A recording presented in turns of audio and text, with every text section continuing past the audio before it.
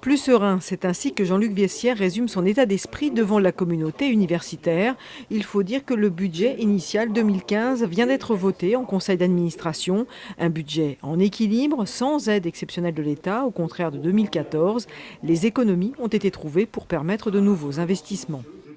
On est dans la dynamique, voire une dynamique plutôt positive puisqu'on peut mettre plus de crédits de fonctionnement qu'on avait pu en mettre en 2014. Donc c'est peut-être pas encore le bonheur, le paradis, mais on a pu multiplier par deux les budgets de fonctionnement des UFR, des laboratoires. Il y a un autre signe intéressant, c'est qu'on offre des emplois au recrutement.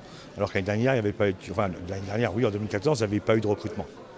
Donc voilà, on recrute donc des enseignants-chercheurs, également des personnels administratifs, ingénieurs techniques. Alors pas en nombre mirifique, donc il y a 13 emplois d'enseignants et il y a 15 plus 10 plus 3, 28 emplois de personnel administratif. Et pour prouver que malgré les difficultés de 2014, les chercheurs ont montré leur savoir-faire, l'université a souhaité les mettre à l'honneur. Parmi eux, Philippe Bousquet, nommé à l'Institut universitaire de France. Le chercheur travaille sur le gaz méthane et la compréhension de l'évolution de ce gaz à effet de serre pour le changement climatique. Une recherche qui compte alors que la France va accueillir en novembre prochain la conférence internationale sur le climat.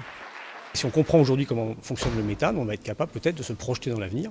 Or aujourd'hui, on ne comprend pas très bien. Il y a beaucoup d'incertitudes. C'est le travail du scientifique qui peut donner après aux politiques des chiffres de plus en plus précis, des choses de moins en moins incertaines. Je ne dirais pas certaines, parce qu'il n'y a jamais de certitude absolue, pour que le politique puisse prendre des décisions adaptées en fait, à ce que nous on trouve aujourd'hui.